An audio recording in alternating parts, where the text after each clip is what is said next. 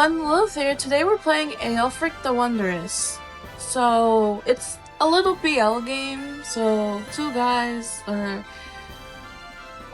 in love basically. So, our main character is a hero and he fell in love with a villager. So let's just jump right in. Like I say in all my videos, I like to go in blind. Aelfric. That's a complicated name. I'm Aelfric von Claymont. Okay. I was born into this world with the singular goal of defeating the Demon King, like in all animes. I am blessed with charming good looks, wisdom that rivals the great sages, and of course the legendary sword, Bloodbane. Well, that's a badass name.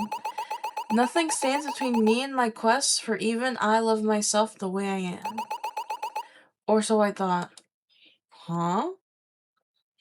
Oh. Young man, is this really... Okay, so this guy's called Young. Is this really okay? Villager. My house is nearby. I don't want to bother the others. Alright.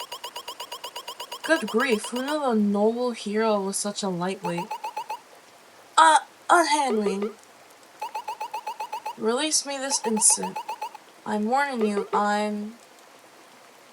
Aelfric von Claymont vomits on the poor villager. However, the villager is calm, even though he deals with this scenario every day. You must be wondering how someone as dignified as a Claymont arrived at this situation. Upon defeating the Witch of the Great Plains, the townspeople saw fit to hold a celebration for yours truly. As expected, I had been awarded the town's finest riches. Several women desired my hand in marriage, and my cup was filled to the brim with ale. Oh boy. Claymonts are predisposed to smiting foes, as well as alcohol intolerance, regrettably. In due time, Aelfric's vision grows dark. I hope I said his name right. And he passes out. The feeling is similar to being wiped out on the battlefield. Never drink until you're blacking out. The hero... Why does the music sound like Legend of Zelda? The hero awakens the next day, nursed back to full health. It's like Minecraft or something. Blast, just where am I? Morning light seeps from the window as Aelfric, blinks. There's a villager across the room. I'm just admiring the room. Like, I love the design. And look at the little bowl with the apple and carrot. Aelfric vaguely remembers talking to him at the bar before he was stricken by intemperance. He had rambled on about his previous jaunts. The knight had a habit of telling anything and anyone everything about his life and announcing his previous regardless of whether it was necessary or not. Such as now, for example. Aha, so it was you who recovered me. I will not forget your kindness, sir. You shall be constipated handsomely in coin. Aelfric wobbles out, hungover, and falls flat on his face. Youch. He doesn't feel it, not really. He's quickly hoisted back onto the mattress, and it's the villager helping him up. Aelfric can't help but notice the veins on the man's burly arms. Oh boy. Not so fast. Your armor still needs to dry since you, it needs to dry, since you puked all over it. Aelfric watches the villager as he pulls up a chair and leans back. Takes off his hat and wipes away a bead of sweat with the back of his hand. Oh my god. Oh, he's adorable! I love his lashes. Aelfric had never caught a good glimpse of the villager's face before, but now he's sure to remember it. There's a sparkle of freckles over sun-kissed skin formed by a wide, rounded jawline. To Aelfric, the most striking feature are his eyes. I can appreciate a good-looking man. That is not to say this villager is an ethereal beauty. Aww. He's kind of plain, really, but then again, beauty is in the eye of the beholder. The villager cuts away into an apple with a small knife and offers Aelfric a slice. Here. My folks always used to say apples were as good as any medicine. An apple a day keeps the doctor away, you know? So help yourself. I've got plenty. Okay, that's adorable. Aww. The villager eats an apple slice himself. These are very sour. Not good for a hangover. Aha, is that so?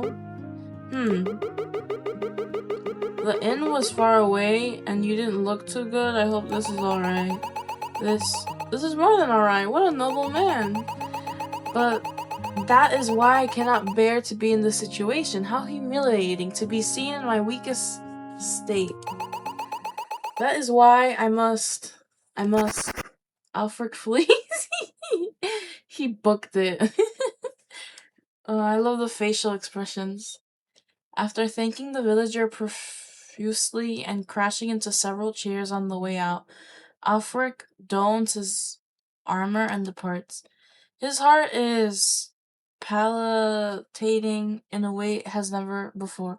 His heart's beating fast. Ba-bum, ba-bum, ba-bum. This is not the same rush of adrenaline and thrill he feels from fighting monsters. He's in love. And more than that, he cannot get the image of the man's kind eyes out of his mind. When I return, I shall be a changed man. Just you wait. Just a minute. What was that man's name again? Blast. Several days later. Village girl, I'm so glad the waterways aren't poisoned anymore. Ever since the witch was defeated, it's been so peaceful. I find it odd how no one thought to take care of the witch before that Aelfric guy. I mean, she's been around for probably 100 years. Let me tell you, Winnie, if I wasn't a farmer, I would have killed her myself. With what? A shovel? Oh, you know, proper sword. The sword only knights wield. Sure, Edmund. Oh, speak of the devil. Winnie points to a figure in the distance. Aelfric's there, trotting along on his white stallion into the village. Of course he has a white horse. He's the hero. Let me guess, the bad guy has a black horse. His hair catches the sun like gold and makes him insanely easy to pick out from the crowd. Ho! This is how he called her a hoe. Ho! Good citizens, I have returned. Blonde fangirl. Oh my god, look, it's Sir Aelfric. He's so handsome. Brunette fangirl. The way his cape billows in the wind is so dreamy. Blonde fangirl. Eee! He just made eye contact with me. It's like average K-pop concert right there. Like all the fans. With a hearty laugh, Aelfric throws a handful of petals in his wake. The village girls scramble to claim them. It seems that everywhere he goes, his adoring fangirls follow. I don't get it. Can't they see he's full of himself? Does he just carry rose petals wherever he goes? Wait, Edmund, shush, he's coming our way. Greetings, good citizen. I am looking for a man of the utmost profile. Good day, Sir Aelfric. Could it be you're looking for Father Lester, the archivist of Holy Rites? I heard he's deeply involved with the search for the Demon King. No, I'm looking for a man of lesser or religious origins. Oh, Mayor Barrymore did mention there's most nasty demon horde at the Salt Crystal Caves. You should go there immediately. No. My inquiry has no relation to the Demon King. I should like to know for personal reasons. The man I'm looking for is a villager. Yes, a villager. Edmund exchanges a look with Winnie. But sir, we are all villagers. Is that so? Very well, I have no choice but to inquire every man who fits the description. With that, Aelfric marches away. Just describe him to them. Be like, he has like a little freckles, like light skin, buzz cut. I think that's what it's called. When he's just me, or is he insane? Rumor has it Sir Aelfric talks to everyone he sees at least once. I guess for those noble types, it's not unusual. There's nothing unusual about him, period. Surely that villager is here today, undoubtedly working the fields, dutiful as he is. Aelfric scours the fields for each and every farmer. The only clue he's got is that the man was wearing a straw hat, so he walks across the rows of crops to get a closer look. No. Absolutely not. With it? No, impossible. I will find that man, even if I must be here all day. I must have seemed every part the bumbling drunkard that night. I ought to set my reputation straight. Deep in thought, Aelfric absent-mindedly trips on a rock. Are you okay? Oh, it's him! Aelfric expects to have fallen onto the ground, but instead he finds himself in someone's arms. It's a sign! Ah! You! Startled, the villager lets go of him. Sorry? It's you. Ever since that day, the fever that inflicted me has never gone away, and it's all you're doing. You should probably go see a doctor for that. Aelfric smirks and reaches into his bag. He's shuffling for a bit, and what emerges is a beautiful bouquet of flowers. What? How did that fit in that bag? He presses it into the villager's hand. Enough pleasantries. To whom do I owe the pleasure? Oh, Connor, sir? A suitable name. I swear to protect you with my life. You need not be so formal with me. You can address me by name. Connor examines the bouquet. Did you grow these yourself? They're freshly pruned. Indeed, straight from the soils of Claymount's Manor. Although Claymounts are born of heroic blood, my mother was a gardener. Oh, they're lovely flowers. You put a lot of care into them. Aww. Conrad pauses for a moment and he frowns.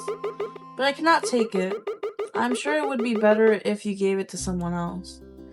Aelfric doesn't answer immediately, too distracted by the pleasant timbre of Conrad's voice. What? And why not? There is no one else I wish to give it to. Will you be here on the morrow and the day after? Yep. Very well. I will be seeing you then. Farewell, Conrad. From a row over, Edmund watches the entire scene unfold. Did Sir Aelfric really profess his love to Conrad of all people? Knowing him, this isn't going anywhere. Conrad's just about the last person who'd fall for empty platitudes. He's at it again. From across the field, Aelfric stops Conrad in his tracks. I don't know if that's an A, because see, look, the A looks like this, so that's an A. So his name is Conrad, kind of like comrade, like Russian comrade. But okay. So he stops him in his tracks. He points to the ground where there's a large puddle, removes his cape, and lays it across the ground. Conrad shakes his head and walks around the puddle. Aw, how sweet. It's embarrassing. Can you even know when he's away? He sent comrades letters and jewelry. Just who does Aelfric think he is? A delicate lady? Normally in this situation it'd be between a doe-eyed damsel and disgusting noble dandies like Aelfric. No matter how you look at this, it's not right. Oh, Edmund. You're only saying that because no one's bothering to send you flowers, poor thing. I'm not. Eventually, Aelfric is pulled away by his fans and Conrad is finally alone. Winnie and Edmund go to accompany their friend. What does it feel like to be Sir Aelfric's favorite? Conrad scratches his chin. Isn't Aelfric like this with everyone? It's real nice of him to give me flowers, but I can't take something like that. People would get the wrong idea. Conrad, how dense are you? How do you explain the letters and jewelry? I did house him. I assumed it was payment.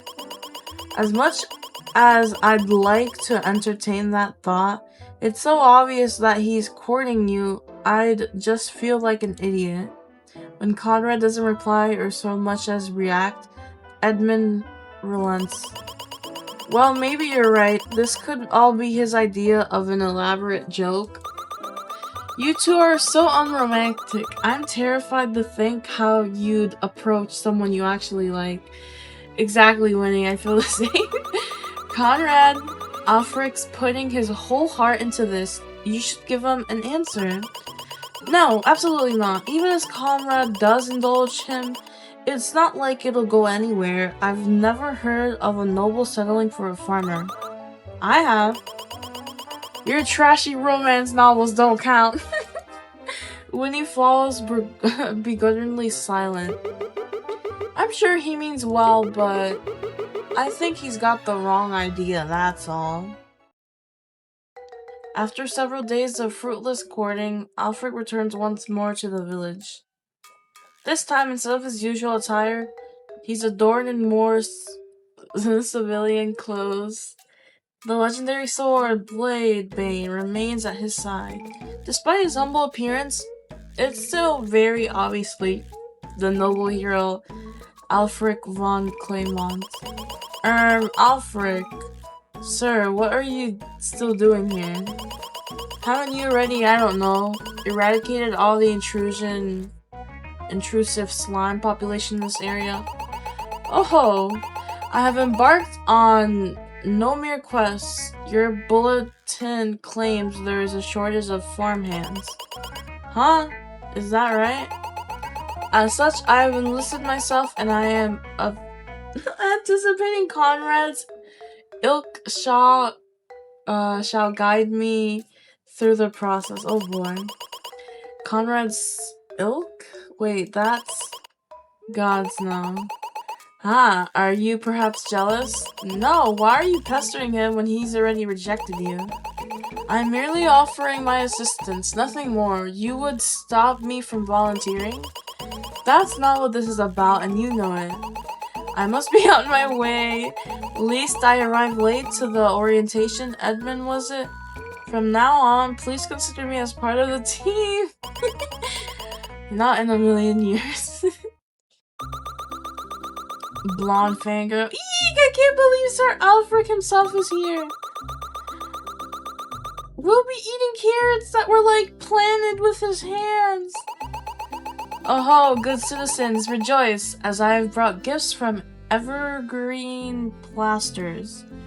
Aelfric throws a handful of white flowers in the direction of the village fangirls and laugh. They squeal in delight. Aelfric, pay attention. Yes, sir. It's only Aelfric's third day, but everyone within earshot has already grown tired of this display. The farmers are supposed to be planting the new carrot field, not attending Aelfric's personal fan club. In the midst of Aelfric's training, he catches sight of Conrad and waves to him with a beaming smile. In doing so, he accidentally pours the mulch he's holding all over his shoes. When he notices, he frantically attempts to shake it off. He seems earnest enough. Conrad and Edmund watch the commotion from a distance, and Edmund leans his chin on the staff of a pitchfork. Give it a week. Once he realizes he actually has to put in the hours, he'll bail. That's what all those noble types are like anyways. They'll put on ears for a day, then spend the rest of the year patting themselves on the back for it. The way he thinks he can pose as a commenter is downright insulting. They watch as Aelfric jogs over to a nearby shed to grab something. It's our workload that's been taking off. That's assuming he doesn't mess it up. The two are quiet for a little while. The sound of farmers talking, birds chirping, and Edmund repeatedly kicking the tip of his shoe into the dirt filled the silence. Okay, I wouldn't be able to do that, the whole hero thing. Don't be fooled, I bet anyone can do it. You just need a fancy sword called Flood-Drain or Wood Cane or something dumb like that. Edmund laughs at his own joke. It's not that easy, not just a sword, but Conrad gestures in the air as if to say everything. If it's so difficult, then why does he have so much free time to do as he pleases? Speaking of which, is he still harassing you with those letters? I sent one back. You what? Ooh, for some reason a small crowd has started to form around Aelfric. One of the older farmers stands over him, face creased with displeasure. What are you doing, boy? That's not salt. Aelfric abruptly stops as small white grains spill out from his bag. Ah, this appears to be rice. What the? Who mistakes fertilizer for rice? Edmund, come on. Lend us a hand, would ya? We need someone to take over from here. Edmund rolls his eyes and shoots Comrade a look. I told you so. The next day, the rotation lands of Edmund and Aelfric to tend to the crops. This time, it's their turn to pull weeds in the freshly planted carrot fields. Edmund is situated across from Aelfric with a row of carrots and seedlings between them. Edmund has his hands over a weed firmly over the base. This is something that even you can't mess up. Sure, you get the small weeds too. Ugh, why am I stuck with him? The seniors are quick to shove us together just because we're the same age, but that doesn't mean we get along. Are you listening? Is this all? Child's play. I shall finish this in half the allotted time. Okay. This isn't a game, it's a job. The two steadily plucked weeds and discord into a sack. Despite what Aelfric says, Edmund works much more fitfully than him, and it's the kind of speed that comes from doing the same thing every day. He could do it blind, not that he wants to. Aelfric looks on as Edmund gets further along the rows and the space between them widens. What?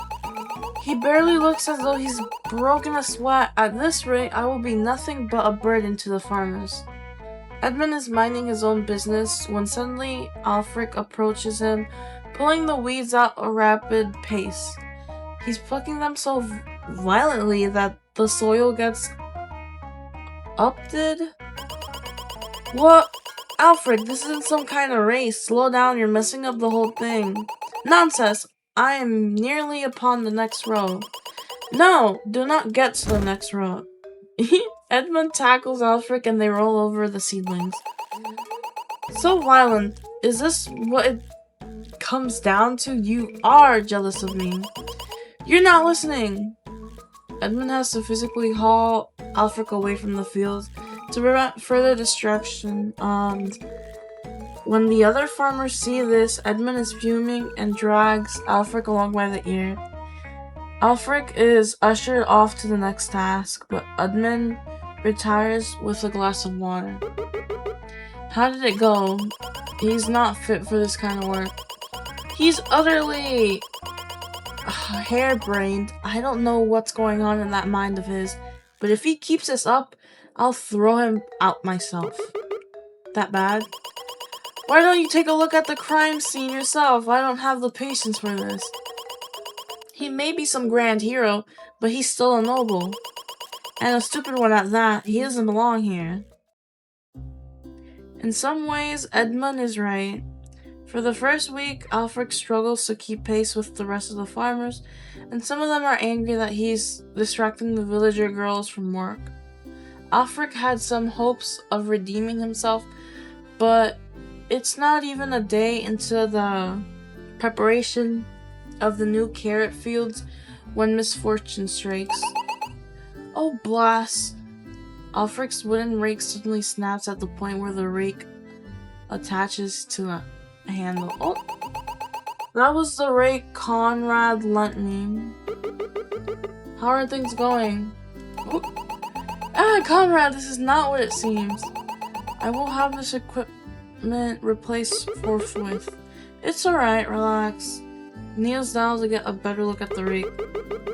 How are you holding it before? Like so? Thumbs over the broken rake. Oh, you need to hold it lower and put less pressure on it. What are you raking so intensely for? The slightly amused smile on Conrad's face causes Alfred's heart to skip a beat. It was a beginner's mistake. I will have it replaced by the local blacksmith immediately. Such a flimsy tool has no place in the hands of a man such as yourself. If it were in my hands a moment ago, it would still be in one piece. You should be more careful with these things. Back then, you also mentioned you would compensate me, but most people don't have the means to buy things back like this. Aelfric stares at Conrad for a moment before lasting loudly. I don't know. Ah, that was not my intent. What I mean to say is I will be more careful. At times, even I am aware of how I may seem. However, the least thing I intend to do is disrespect you. You must think me a child, but I do understand since embarking on my adventures, I have seen my fair share of scarcities. So when I make reparations, I don't know, man. It is because I want to. I am not carelessly giving out party favors. You don't have to worry about something like that. But I insist. I refuse. Conrad! In some ways, Edmund was wrong too. After the first week, Aelfric remained as a farmhand. Is it me, or does it seem like Edmund's in a worse mood than usual? Did he lose a bet? Oh, does it have to do with Sir Aelfric again? He must be angry that Aelfric farms better than him. I'm angry because he can't do farm work. He's broken 3 tools in the span of a week. Ugh, why is he still here? That was a rhetorical question, by the way. I know why.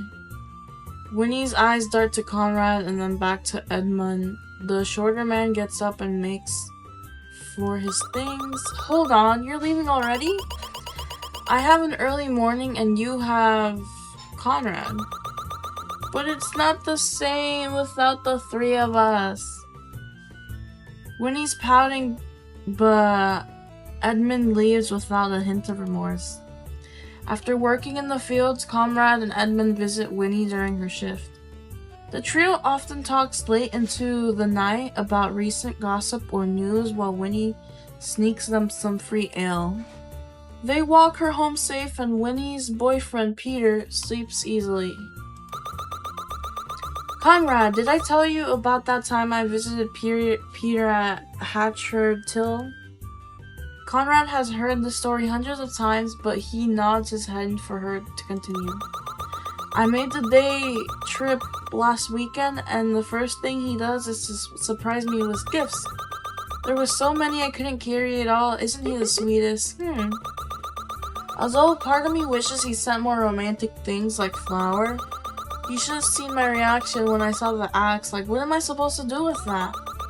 But I guess that's his way of saying I love you. Weirdly enough, it's how I know he's thinking of me and not some other girl. So anyways, I'm at Hatchertill. It's called Hatchertill, so it's kind of like a hatchet, and a hatchet's kind of like an axe, so... People have begun to clear out the pub as the night draws on. When you notice Conrad's empty cup and refills it. Isn't this your 4th drink? You don't even seem tipsy. It's only ale. Suddenly, the two heard a loud whistle from the other side of the room. Drunkard. Oi, darling, how about you refill my cup, eh?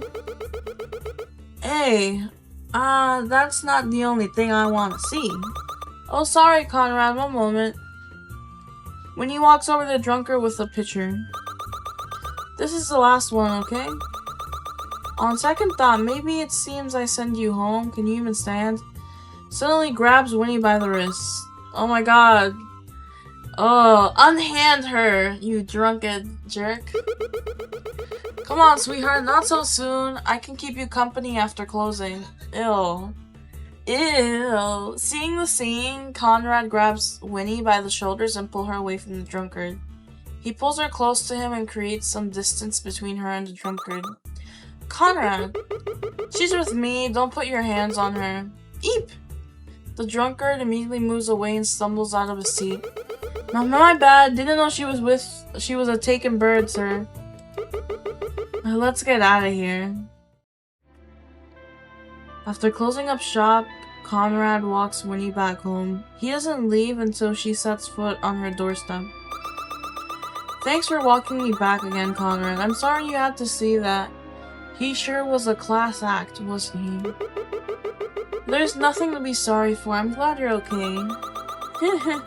You were so cool back there, thinking on your feet like that. Thanks to you, he probably won't be bothering me again. Let's keep it that way. I actually feel bad for making you walk so far from home, especially now that you live on the other side of town. Well, I won't keep you any longer. Good night, Conrad. Good night. Secretly, Conrad prefers these night walks. The air is cooler, everything is calm. It's sort of silence that can only occur past midnight, or it's supposed to be. But Conrad sees a figure suspiciously roaming in the fields. A thief? It's too dark to see, but this wouldn't be the first time a few urchins decide to steal from the fields. Conrad approaches the suspicious person. They're a fair bit thinner, so Conrad takes his chances in a tussle and grabs the person's shoulder. Ah!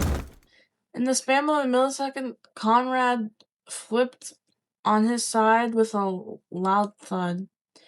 He sees white, then the night sky, and realizes he's on the ground.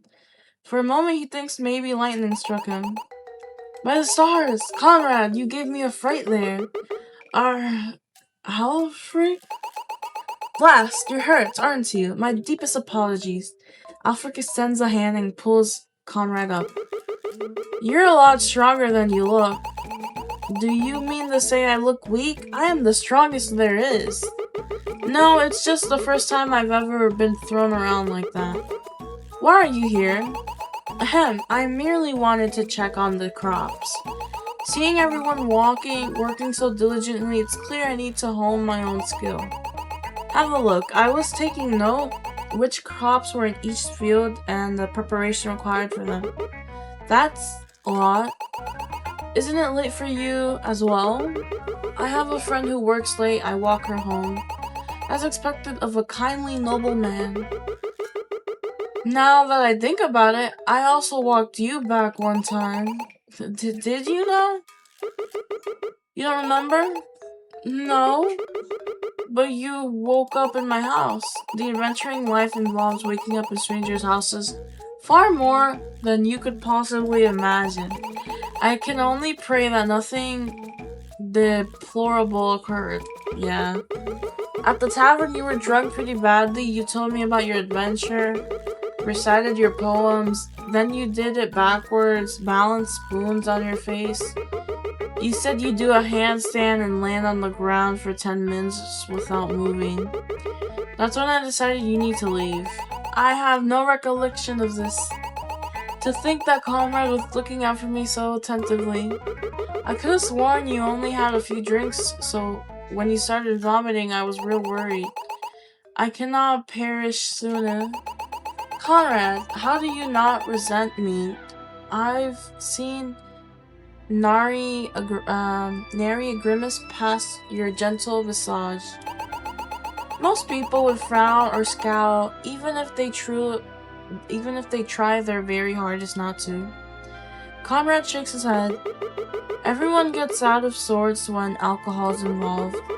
And that night wasn't bad either. I liked listening to you talk. Hope that's not weird. Oh, Aelfric is thankful the night is so dark because his face is a laughable shade of crimson. It is getting rather late. I ought to turn in. We both have an early morning ahead of us. Oh, yeah, don't work too hard, Aelfric. There is no rest for the wicked. The Demon King knows not sleep, nor do I. Except for this night. Good night, Conrad. Aelfric makes a two-fingered salute as he leaves. It's very much like him. Conrad thinks about how different it is from Winnie's cheerful wave. Good night. Good morning. I pray the day is faring you well. Sir Aelfric, hi! Oh my god, Sir Aelfric, good morning! Did you see that apple pie I baked for you yesterday? Why, of course, it was simply divine. Do you really mean that? This is the best day of my life! Before the villager can finish her sentence, her eyes glaze over and she faints. Aelfric instantly grabs her before she falls over. Hey, what did I say about talking to the girls? You can say hi, but don't compliment them. Now get back to work. You need to take over her shift. As you say. Blonde fangirl. Oh, she's always like this. If I could faint on command, that would be me in Sir Aelfric's arms right now. The villager girl carries off with her friend. Carries off. It's so touching that Aelfric keeps up with his fans. Winnie, what are you doing here? The tavern's been pretty slow lately, so I wanted to see how you were all doing. There's nothing to see here. Unless you want to see something horrible happen, oh my god. There hasn't been a day where Aelfric doesn't break, destroy, or mess something up. Oh, is that right? I remember you mentioning that. A couple of hours pass without a hitch. Aelfric is vigilant, if not more than the other villagers, and appears perfectly decent at the job. He even offers to take the places of other farmers who had been struggling to move a wheelbarrow. Edmund, I can't believe you make up stories to make Aelfric look bad. Hey, I didn't make up anything. He really did break the equipment, but it's like he improved overnight. Seeing Conrad going the same direction, Aelfric slides up next to him. They're talking, but it's not as one-sided as it normally is. Conrad attentively nods his head from where Edmund and Winnie are standing. His words are inaudible, but Aelfric suddenly starts laughing. Winnie and Edmund watch. Say, do you remember Conrad's last boyfriend? The one that was totally shifty and mean to the tavern staff? I really don't like him. What about it?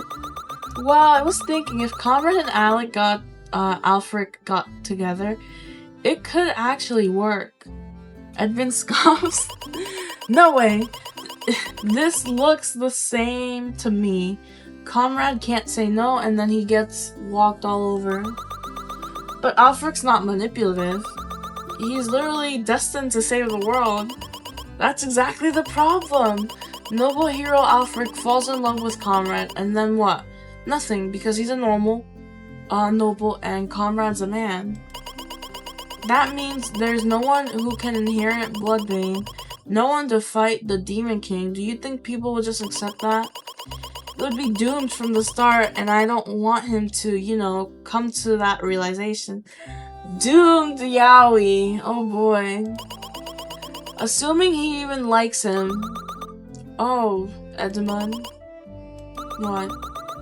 I thought you hated Aelfric. But it turns out you only care about Conrad. For the record, I still don't like him. Whatever you say. Soon, Aelfric becomes a regular face at the village. He appears in the morning and works until dusk. Even on his days off, he's running around like a headless chicken.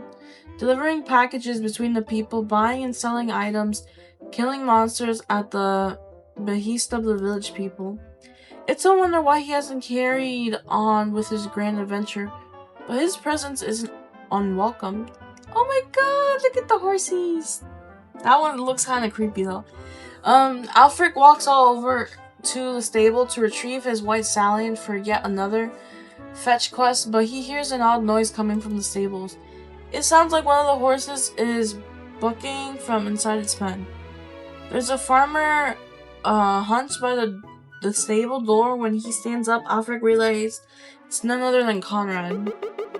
Hello there.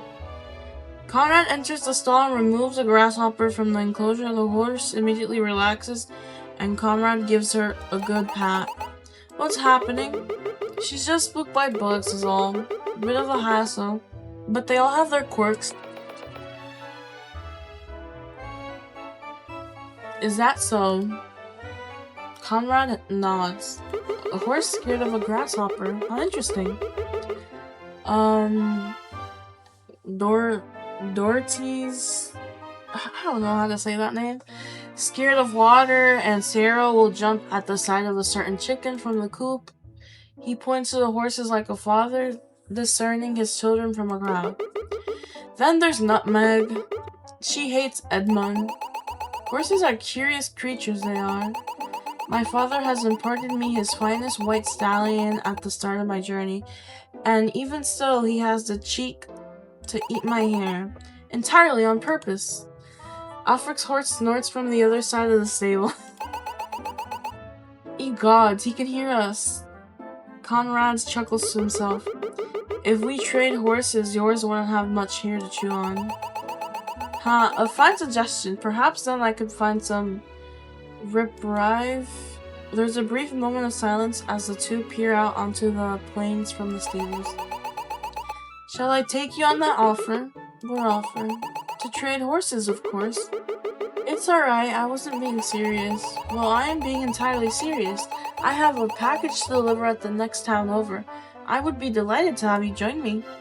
Aelfric walks over to his horse and regards him proudly. Liberty Lee's the fastest horse on this side of the continent. It shan't take long. Conrad's eyes light up at the thought of such an extrusion. Really? Well, since you're offering, it's not like he has anything else to do that day. They each ride their representative... I can't read today. Horses across the plains. Aelfric upon his white stallion. Liberty Lee. That's a strange name. And Conrad on his hay-colored mare. They make it to the neighboring town and deliver the package without problem. The two take a short rest on the way back, and Aelfric fulfills his promise. Once Conrad's got his resign on Liberty Lee. Reigns on Liberty Lee begins running laps around the plains. It's hard to read this text sometimes. He's just like a racehorse. Aelfric sitting on the grass. What? It's a bit harder to hear you. Liberty Lee canters gracefully with Conrad on his back, but as the horse approaches Aelfric, he abruptly stops, causing Conrad to fall over. Whoa! Conrad falls almost directly on top of Aelfric onto the grass. This detestable horse. In a mocking gesture, Liberty Lee kicks up some dirt and starts to head to the nearby river for a sip. When Aelfric looks up, Conrad's face is mere inches away from his. He smells like grass and wood chips. But pardon me. I'm so sorry, I lost control. Conrad rolls over and Aelfric sits up properly. No, I should have known he would do something like that. He glares at his horse while dusting the grass off his greaves? Aelfric, I was thinking... Yes? Did you know you always wanted to be an adventurer? Without a doubt, my destiny as a hero was written as clear as the stars in the sky. That so? I know from the moment I touched Bloodbane, I knew I was destined to protect others. So long as I am able to see the smiling faces of this world's civilians, I'm satisfied. Aelfric finishes his monologue, and seemingly, although he appears rather pleased with himself over the fact, Comrade pushes his lips and takes a moment before attentively replying. That last line, it's from Virtue Born, right? Pardon me? You've heard of Virtue Born? I watched the plays as a kid. Aelfric seems a little embarrassed by this information. Indeed. My father was strict with me. So much of my pastime was often spent watching plays. Virtue Born was my favorite. I always thought the Vagabond was a captivating character in so much that a fictional character can be. Now that I think about it, you do remind me of him. To think he has heard of Virtual Born, Comrade must think me terribly juvenile. Did you know it was adapted from a far more acclaimed novel? Truly a timeless classic. I didn't know that. You know, it's alright to like things that meant for kids. He went and said it. For a long time, I wanted to be a toy maker, but that's not realistic. Aelfric turns his head, surprised. Really? Might I ask why? There's not a special reason. When I was younger, people told me I was good at it, so I kept at it. I used to have an apprenticeship with a woodmaker, a woodworker, and it would gather up the leftover scraps from the job and use them for my products. Okay. Conrad scratches his chin. And I made a lot of, I guess, action figures. You'd be surprised by who wanted them, because it wasn't just the villager, the village kids. Yeah, because like manga and action figures are very popular with adult people too, like adult women, adult men. How fascinating! You must tell me what sorts of Patreons approached you.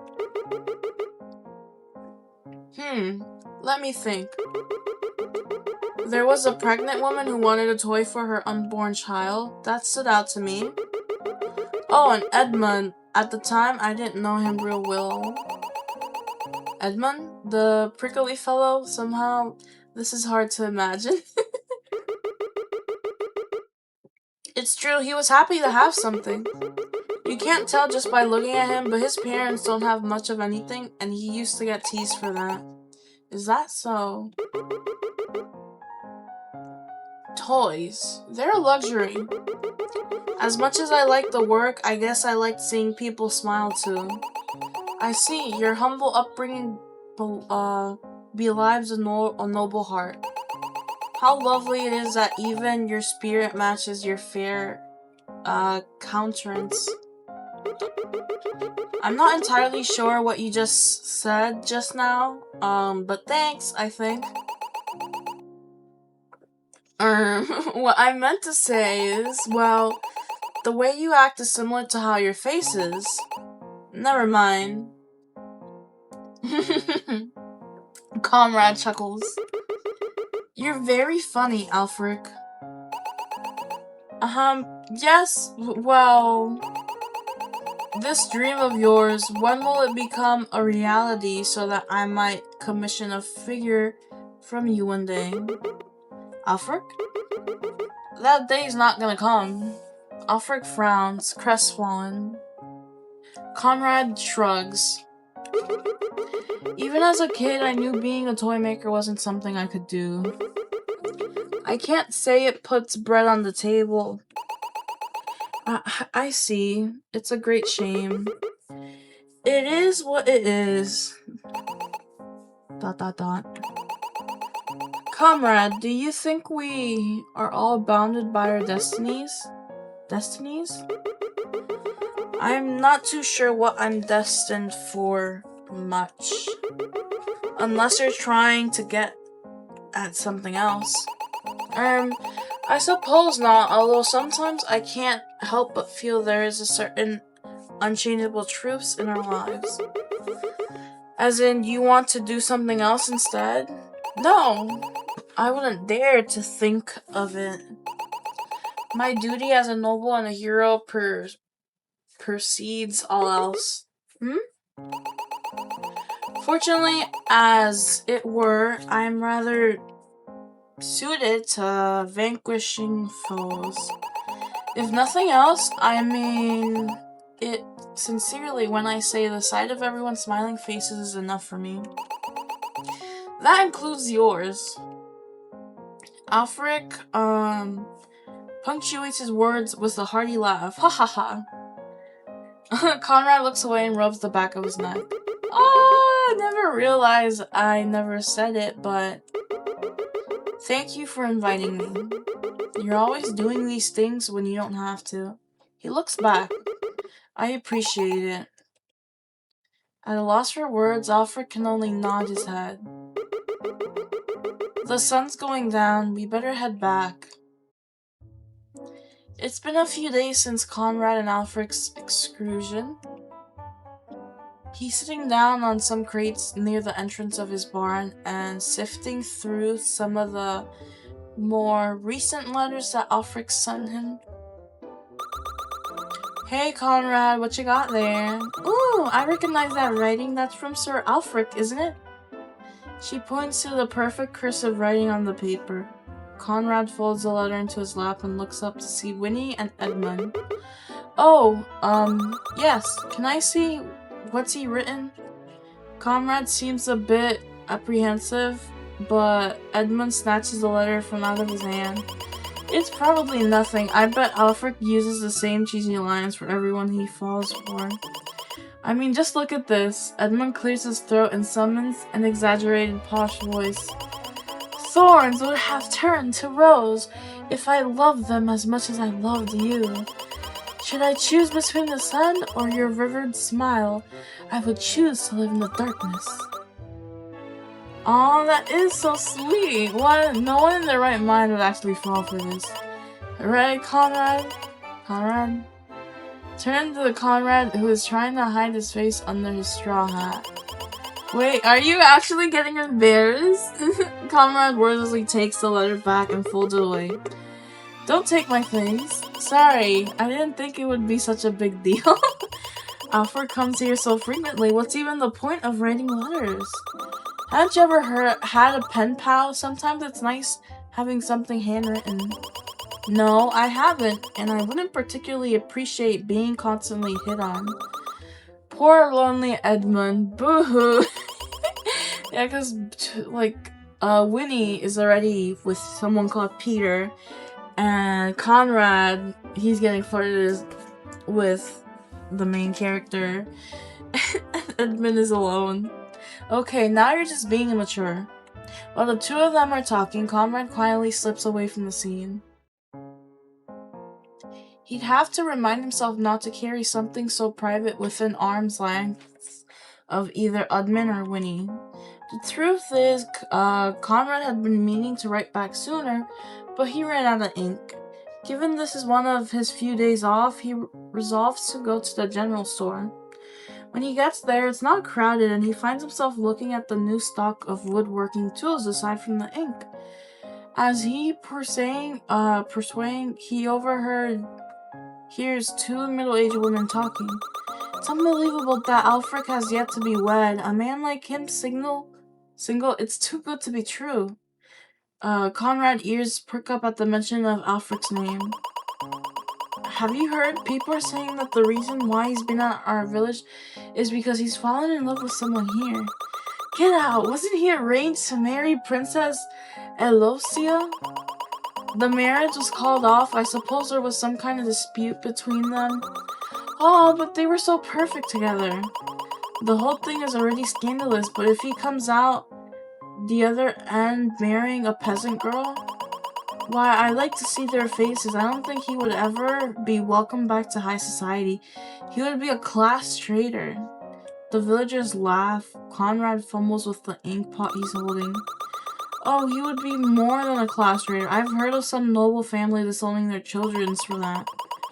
That's why you get so many stories of couples eloping to other countries. They do make such a fuss about it, don't they? Okay, this is terrible. Now they're ruining the freaking potential of the relationship, because Conrad is probably gonna feel bad that, you know, if they get into a relationship, that he's gonna get kicked out and removed by his family. I don't understand it.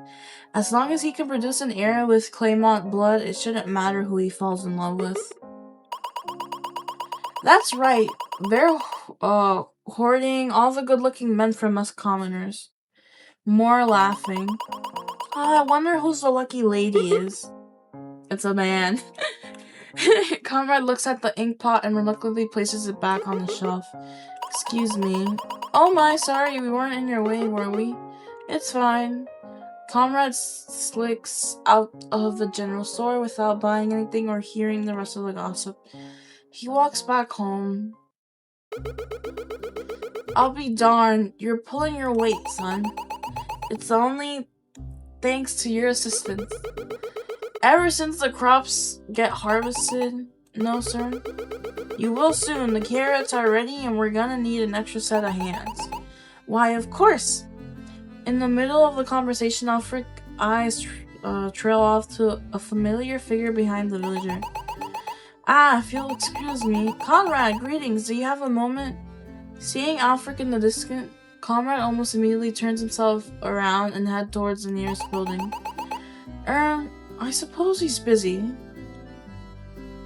Conrad is by the potato crops, cutting excessive leaves when Aelfric catches him between rotations.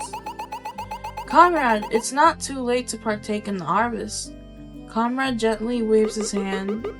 I don't need anything from the harvest. But surely, if you have a minute to spare, I wish to. Sorry, Aelfric, I have somewhere to be. Conrad walks away swiftly. Edmund, you're acquainted with Conrad, are you not? Is there something amiss with him today? Not that I know of. Why? What did you do? I didn't do anything, but I fear he's avoiding me. Just to be certain, is there anything on my face or my teeth? Does my breath smell to you? Edmund rolls his eyes. Have you considered that maybe he just doesn't like being around you? Is that true? Aelfric looked like he's just been stabbed.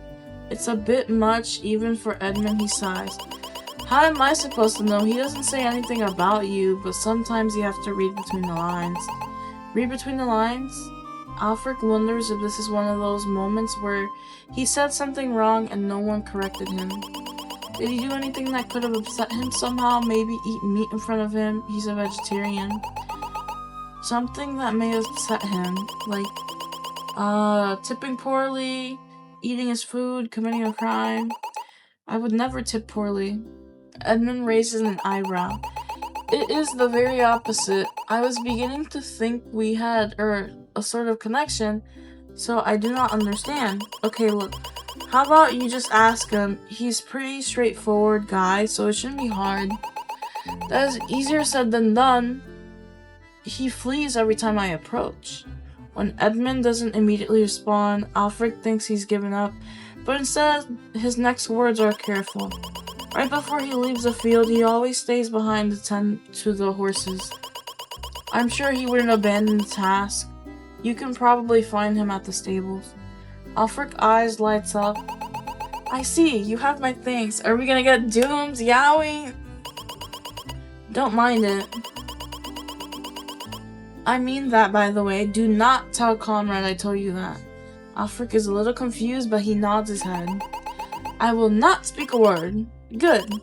Now get back to work. Look at the horses. I'm guessing the one over here on the right is ours, because it's the only white one. After a long day of work, the sun finally sets. All the farmers set to put the equipment away. Comrade is hanging back at the stables, feeding the horses and changing the water, just as Edmund said he would. He notices Aelfric looming by the door of the stables. He waves. "You can turn in like everyone else. I wish to speak with you." Aelfric walks over towards Comrade and helps him put the hay down. "It was awfully busy today. I had hardly a chance to see you." "Yeah. Are you feeling alright today?"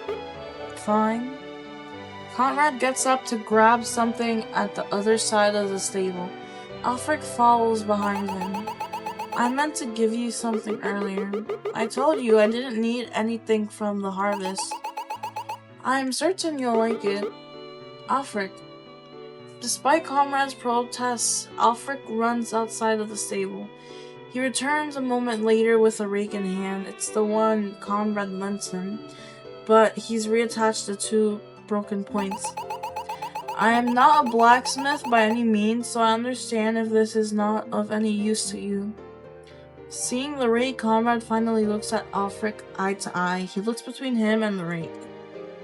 Conrad takes the rake in his hand. He gauges the heft and moves it around. There's a pause as he looks at the rake. "This is great. It's almost as good as new." ...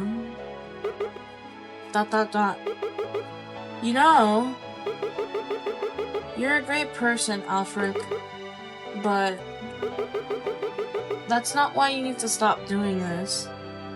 "Oh, wait. But that's why you need to stop doing this." "I don't need it." Aelfric's face heats up in such a way that it makes him want to run away again, but he stays put. I do not understand what you mean when you say that." "Comrade, I know how forward I must seem. I cannot explain why I feel so strongly. It perplexes even myself." "I have never felt this way before. Not for anyone." "All I know is that it is genuine." "Why do I feel like you do not believe me?" "I do believe you, but isn't it a little early to be considering this?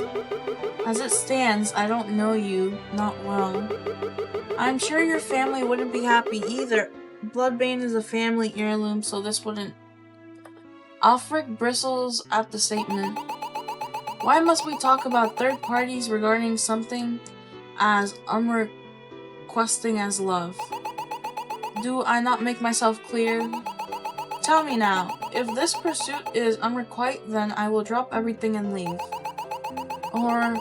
Or you can face me in battle. We shall settle this as men.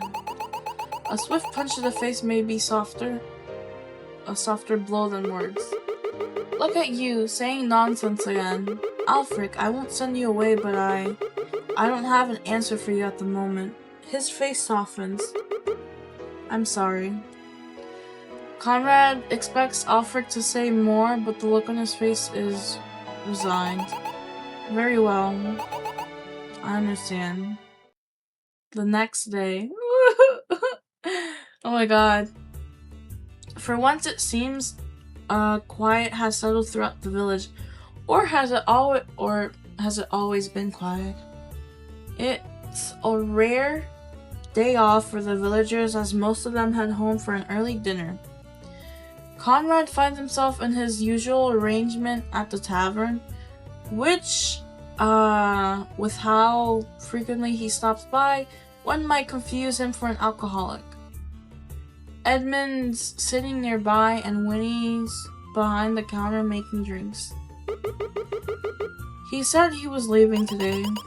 Really? Just like that? I thought he'd be more determined. Edmund, you were the one who wanted him gone the most. I know, but that's because I thought he would be too stubborn to leave. Now that he's actually gone, it's a little strange. Conrad sighs and peers into his mug of ale. I'm not sure why I didn't reject him straight away. I shouldn't have gotten his hopes up like that. Must have felt like a waste of time. So that's what this is about? And here I thought you and Sir Aelfric were getting along. I would have never guessed he bothered you, but then again, you can be pretty hard to read. Guess so. Conrad takes a swing of his drink. Conrad, it's nothing to feel guilty over. I'm proud of you for being honest. He's probably already forgotten about the whole thing, especially if he falls out of love as quickly as he falls in love. I'm sure he's moved on already. Edmund makes a face. Conrad, did you really reject Aelfric? Yes? Can we stop talking about this? Sure. It's awfully gloomy for a day off, isn't it? Why don't we play some games? You two should be winding back. Relax. Winnie shifts underneath the bar counter and pulls out a deck of cards from the compartment. Conrad moves aside their drinks and Winnie hands off the deck to him. He skillfully shuffles the cards several times, the edges becoming a blur as they fall back into his hands. What game are we playing? I don't like games. I can't win. Don't worry, Edmund. This will be good practice. If you keep playing with us, you'll be a pro in no time. Sounds like a fancy way of saying I'm going to lose. Everyone has their strengths and weaknesses. I can't help that you're bad at card games. Why you? We should go easy on Edmund. Don't. No, don't patronize me. Let's just play already. That's the spirit. Winnie begins to flip the cards down onto the counter and they play as they always do on a day off. The next day inevitably follows and life in the village returns like clockwork. When Edmund arrives on the field, he's greeted by his fellow farmers and starts working shortly after. There's no sounds of fangirl squealing or the knight's boisterous voice. The only evidence Aelfric was ever here are the stray rose petals littering the ground. Edmund's eyebrows quirk at the sight. He collects them into a bag along with the weeds.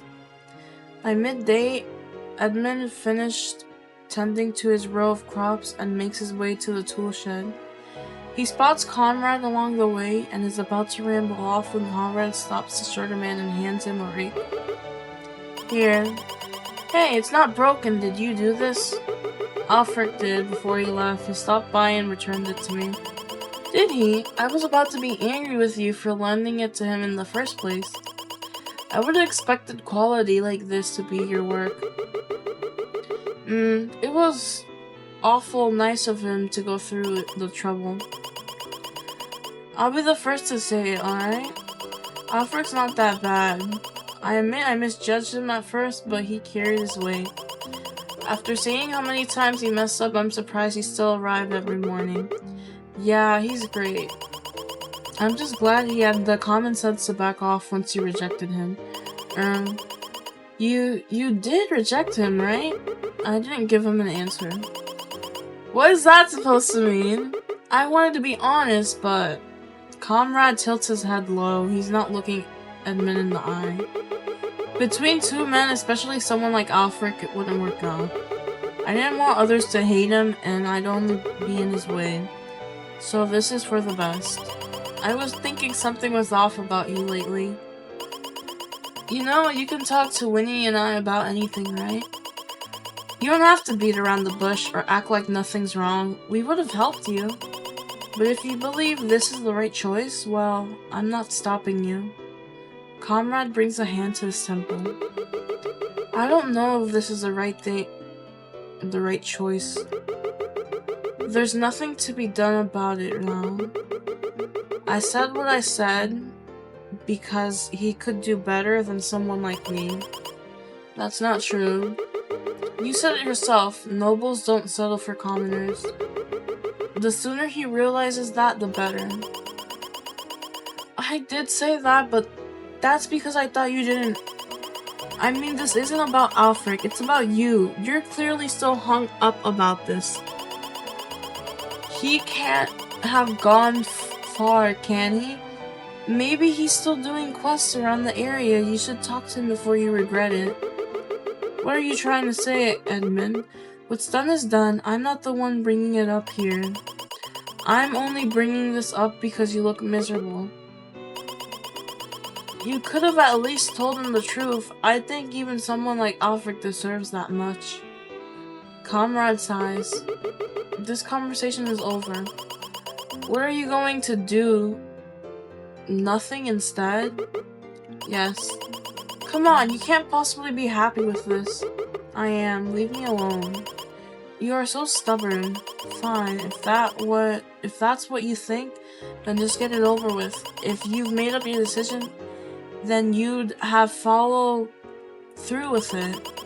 That means throwing away every flower, letter, and gift he gave you, starting with my stupid rake. Edmund, this is none of your business. I hate it when you act this way and pretend like there's nothing you can do about it. This isn't one of those times. Yeah, because it's too late now, isn't it? Exactly, so there's nothing more to say. Then get it over with already. I can't. Comrade seething, he exhales from his nose. Oh, he's mad. Oop. ...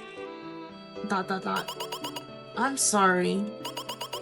I spoke out of turn. But you're still an idiot.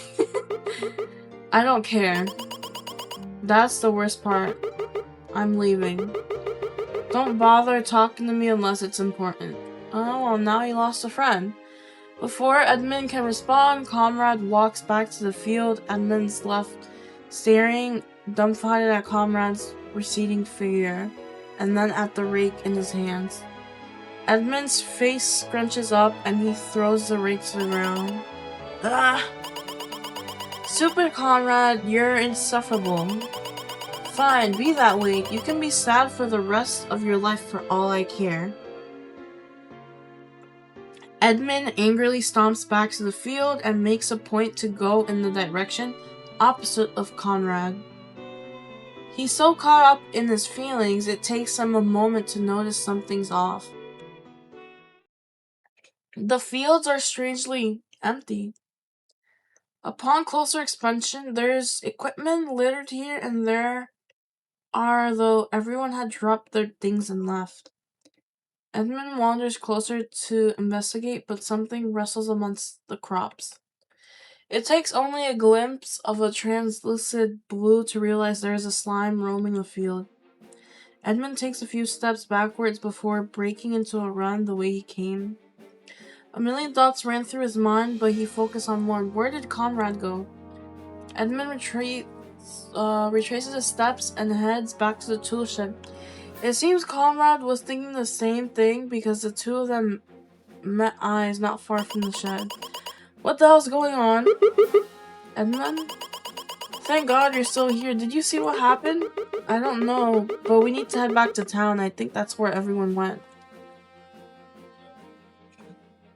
With pitchfork taken from the tool shed, Conrad and Edmund quickly head towards the village. The townspeople are scattered and scared and panicked.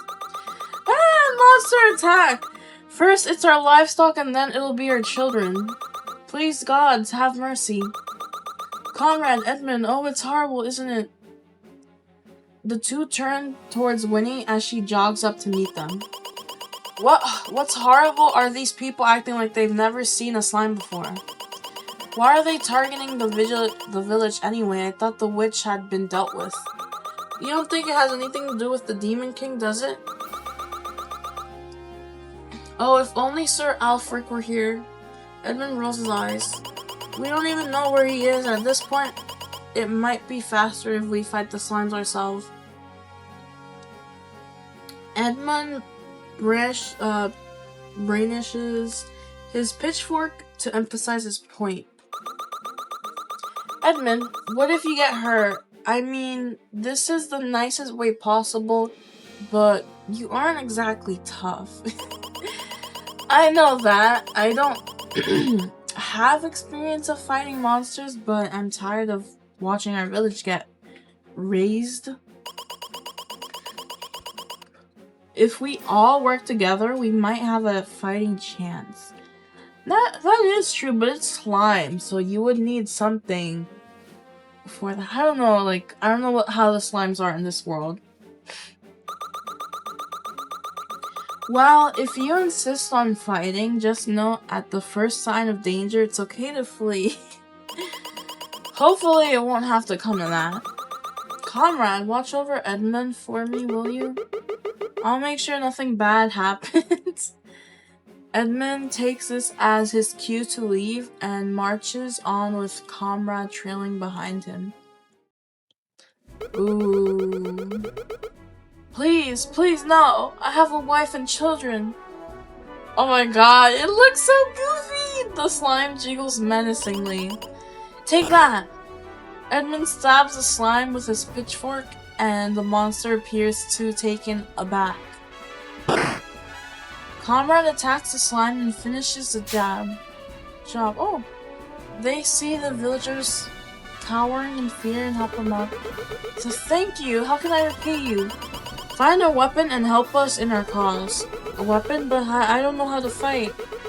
You're on your own, my family's waiting for me. The man disappears into his house. Hey, come back here. Harder than it looks. Don't even start. Come on, let's keep going. To be honest, I've been waiting for a moment like this. If only things weren't so sour between Comrade and I right now. If I could just get some experience by the end of this, our village will finally have someone they can count on. I need to start somewhere. After rescuing a couple more villagers, Conrad and Edmund reach town square. There's a young woman being accosted by a group of slimes, with one particular large slime acting as the ringleader. Help! Someone! Anyone! Help! It's an orange. Oh, the large orange slime wobbles close to her. Eek! Edmund comes running up behind the slime, but it easily dodges his attack. The slime lunges for Edmund and smacks him clear across the face. Ouch. Edmund wobbles backwards and is able to defend a few more blows before he's cornered by the slimes. He squeezes his eyes shut and braces himself for impact, only for the slime to be promptly rummed over by a steel wheelbarrow. Comrade! Having abandoned the pitchfork in favor of the wheelbarrow, Comrade glances back at Edmund. Now's your chance. We're right. With all his might, Edmund stabs the slime. Hey, they did it! Even the music like, woo! The slime has been defeated. The two turn their attention to the remaining slimes and finish them off one by one. Edmund heaves a breath as he deals a final blow to the last, smaller slime. He straightens and finally allows him to relax. Yes! Finally! However, Edmund's celebration is short-lived as he kneels over slightly, his breath shallow and heavy. I'm spent. Edmund suddenly noticed a growing shadow from where he stands. He looks up to see a slime descending from the roof of one of the surrounding houses directly above him. Luckily, Comrade swoops in and throws Edmund out the way. Edmund stumbles for a bit, then crawls back to his feet. Comrade, look out! Comrade dodges an attempted slime attack. However, the slime locks onto Comrade as its new target and chases him around the village wall. Edmund looks on helplessly as Comrade is trapped, circling the wall. Looking around, Edmund spots the wheelbarrow. That'll do. Edmund grabs the handle and surges towards the slime with all his might, and Comrade jumps out of the way. It's a direct hit, and the wheelbarrow bounces back slightly upon impact. Victory music! The slime has been defeated. That's the last of them. Edmund suddenly clutches his side, his face scrunching up in pain. Gods, but I'm gonna feel this in the morning. I better get a day off after this. Comrade reconvenes with Edmund as they approach the rescued girl. Thank you so much for saving me. Oh, I thought I was done for. You're welcome, it's the least we could do. Hey, wait. Edmund recognizes the girl as one of Aelfric's fangirls. Although I'd much rather be saved by Sir Aelfric, I guess this is preferable to dying. Excuse me? It's because he's constantly at the Salt Crystal Caves dealing with our local demon problem. Brunette fangirl, I really thought I would be a goner if there was no one to save me. The Salt Crystal Caves, he told you? Well, I've been telling him every single day there were demons there, and this morning he finally left in the directions of the cave.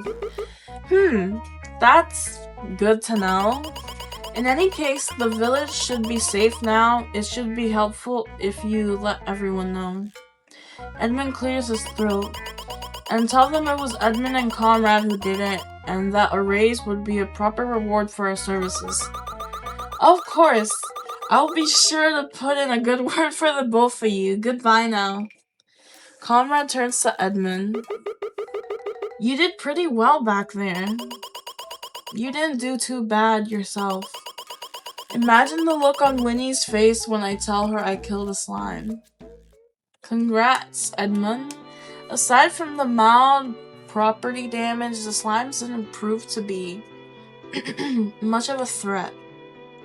After everything, Conrad finally returns home. Faces filled with banquets and an assortment of strange artifacts littered the table and shelves of his room. They're all gifts from Aelfric, treasures found throughout his adventures.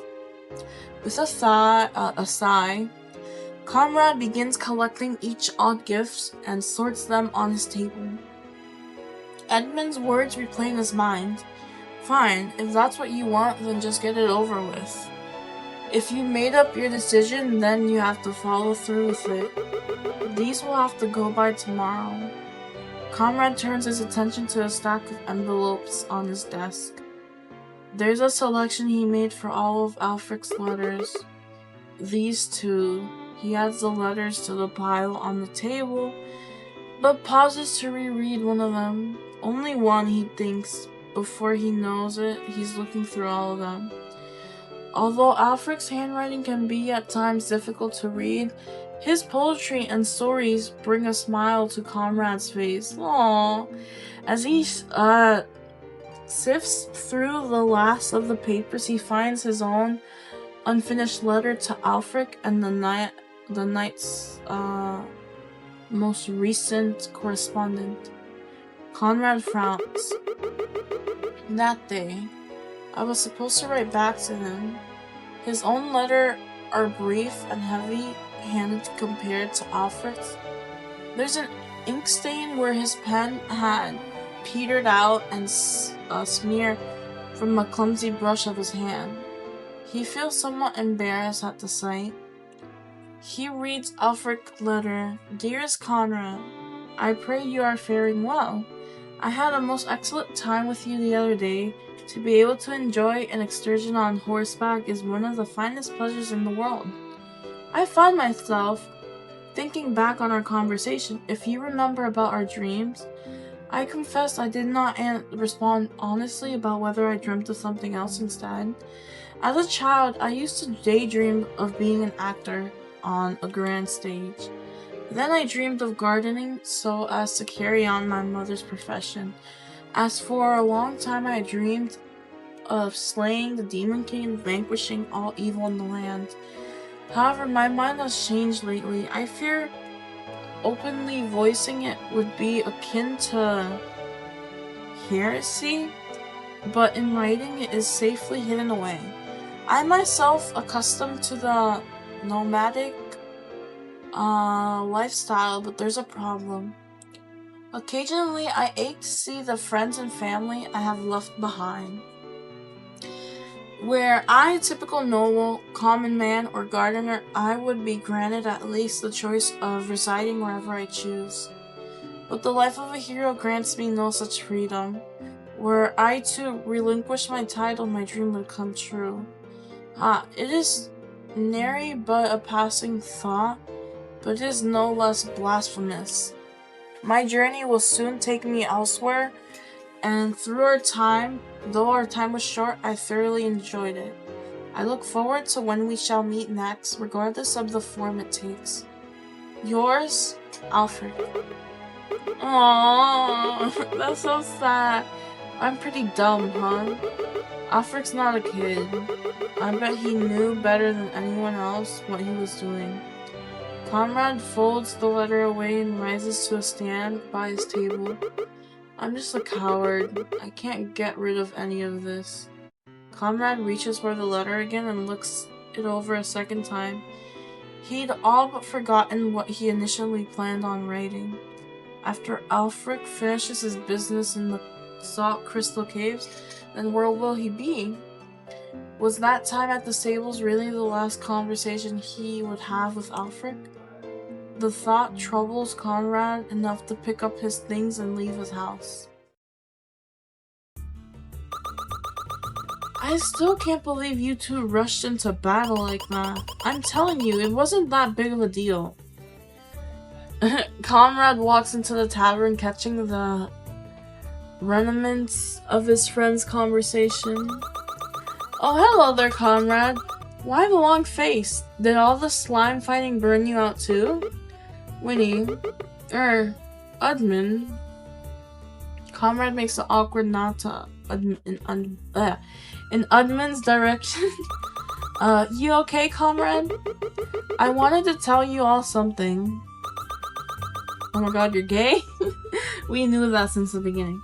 Sure, what did you want to talk about? I'll be going away for a little bit. If you don't hear back from me in a day, get the horses. Conrad nods his head and then turns to leave. Wait, what? Conrad, where are you going? Conrad! What are you saying? With rounds in the corner of the bar, counter to chase after Conrad, and Edmund follows suit. Each of them pull at one of his forearms. Honestly, what's going on with you? Conrad explains what had really occurred at the stables before Aelfric left and the contents of Aelfric's last letter. So that's what happened? Conrad nods his head. I shouldn't have treated him like a kid. I didn't take him seriously at all. Conrad sighs. I don't want what I said to be the last conversation we had. But I don't know how to fix this. It might be too late for that. Why didn't you say something sooner? I feel so silly now for thinking the two of you were on bad terms. No, it was never like that. But if what you're saying is true, Aelfric doesn't even know how you feel about this whole thing. I know. That's why I don't want to tell him in person. I don't want him to hate me. Winnie laughs. There's no way Aelfric could hate you. Are you serious? To be fair, if Aelfric was in love with me, I'd want it to be a joke too. Edmund, now's not the time. Did you think he was just being nice? Aelfric really liked you. With all the gifts and letters he sent, he probably said I love you about 100 times. Conrad pauses to think about the countless roses and letters Aelfric had sent, and he suddenly feels guilty. Did he ever say the words back in some small gesture? When you put it like that... Oh, don't look so down, Conrad. I bet Aelfric only left out of respect for you. There wasn't any other way to interpret how you acted. But if you tell him clearly that you meant what you meant, I'm sure he'll understand that. You just need to send him a letter back.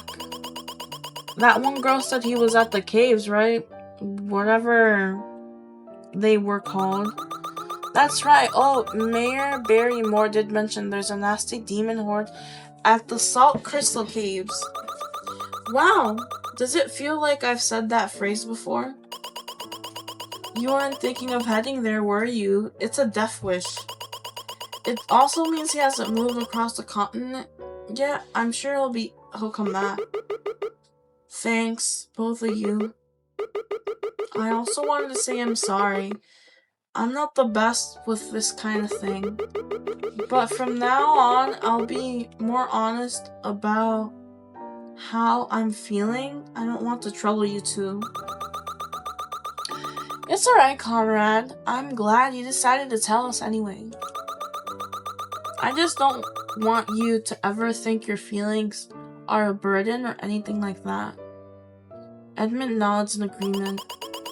And don't do anything stupid. Okay, I'll try not to. I think I've made up my mind. I'm going to head out. Ooh. Comrades arrives back in his home. He sets the letter back onto his table. He pauses to look over at the various strange artifacts Aelfric sent, symbols of his affection. Instead of reaching for his ink and papers, Comrade goes over to his knapsack. He fills it with various items. I feel like since he's a toy maker, he might make a toy of Aelfric and like send it to him or give it to him or something. Okay, so he fills it with various items, some food, some supplies, and a box of matches, among other things. Quietly, he slips out of his home and heads towards the stables. Comrade ushers out his trusty hay-colored mare, straps on a saddle along with his knapsack. Once everything is in its proper place, he climbs over the horse and sighs as though still in contemplation. Please still be there. With a kick of his boot, Comrade rides out. His village is only a speck on the horizon. Ooh, Aelfric rides his white stallion across the vast expanses of the Great Plains, fast approaching the Salt Crystal Caves. I have been putting off my main quest for far too long. Indeed, yesterday's domination was sorely needed. I should have known better than to indulge in fantasies. Beyond all else, I have a duty I must fulfill. I don't know why, but he kind of reminds me of Rengoku. Like, I don't know if it's his eyes and a little bit of his hair. He looks like him, though. As Aelfric approaches the cave entrance, he slows Liberty Lee to a halt. Aelfric hops off with a flourish of his cape before turning to his horse. Wait here, and be still. I mean it. This will only be a moment. Liberty Lee neighs. Aelfric knows that no matter what he tells him, the infernal creature will likely never obey, but he tries nonetheless. If boredom overwhelms you, you have my permission to eat a slime. However, you may not run off. Aelfric stares at his horse down one last time before he, unsheathing his sword and entering the cave. Aelfric easily sweeps the lesser demons among the way and enters a deeper passage of the caves. As the adventurer ducks under overheaded stalagmites, he's met with a beautiful blue light show. Ooh, shiny. The walls are lined with glowing blue crystals, some as large as columns, and adorning the cave all throughout. Aelfric picks up one of the stray crystals. This must be the Salt Crystal Caves. Oh. What a magnificent sight. I ought to record this in my adventure log, least I forget. What's that there? As Aelfric gets deeper into the cave, he sees a figure kneeling on the ground with his arms over his head. He appears to be a partially middle-aged man with a prominent mustache. Ah, could you be the mayor? Whatever did you get in this precarious situation? The mayor looks up, eyes steeped with panic. Suddenly something groans ahead. When Aelfric peers up, he sees two pairs of red eyes blinking. I see. Two large demons swoop down towards Aelfric in the dark swell. Oh, spooky. Aelfric unsheaths his sword and manages to hit them twice in quick succession. What ghastly face! These are no ordinary demons. One of the demons surges towards Aelfric, but he slashes it with Bloodbane. Whilst the demon is knocked down, Aelfric prepares a special attack. Bloodbane begins to glow red as Aelfric runs towards the demon and strikes the demon down. The greater demon has been defeated. However, the other demon approaches the knight from a blind spot and temporarily blinds Aelfric with a poisonous haze. Aelfric stumbles backward and attempts to navigate amidst the oppressive haze. Aelfric trips on a rock and Bloodbane falls out of his hand. His head collides to the ground with an unsettling thud. Ouch. He hears the cackling of the demon and its face barely visible in the mist. He quickly sits up. That is quite enough. This is the end for you, foul blight. Aelfric feels around for Bloodbane, but is nowhere to be found. It is in fact across the floor on the other side of the cave. What? Oh, blast. Aelfric positions himself on the defensive, but instead of attacking, the demon begins to perform a strange dance. The demon peers into the hero's eyes, its red eyes possessing a charming glee, and soon Aelfric's arms begin to lift against his will. His legs move in time with the demon's dance, and the adventurer finds he can make no other action. Oh no! Aelfric is paralyzed. After a few hours, Conrad begins to see the shape of the cave at least. He slows his horse to a stop and spots Aelfric White Stallion Liberty Lee. He dismounts from his horse. Hello, boy. Liberty Lee responds to Conrad with a neigh. He's still in there, isn't he? That's odd. The stallion neighs once more. When Conrad walks closer to the mouth of the cave, he sees a sign indicating it's the Salt Crystal Cave. I guess I'll wait until he's done. Liberty Lee neighs angrily. I can't do that. Neighs again. Conrad has rarely ever heard a horse neigh angrily, but the White Stallion is an exception. Conrad sighs. Peering into the cave, a vast darkness greets him. There's a demon in there, and Conrad didn't like his chances. If there's something dangerous lurking within, what could a villager like him even do? Conrad considers turning around and walking away, but he comes this far. This might be the last opportunity for him to see Aelfric, and if he's in trouble, like Liberty Lee is insisting, then he must act. After all, if it was him in there, Aelfric wouldn't think twice about going in.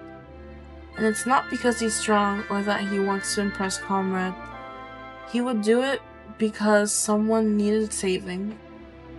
Conrad thinks about how Edmund finally defeated a couple of slimes for the first time earlier that day. Perhaps he could muster the same courage to enter this cave. Conrad exhales and takes out a box of matches tucked inside his vest pocket. He lights one and enters the cave.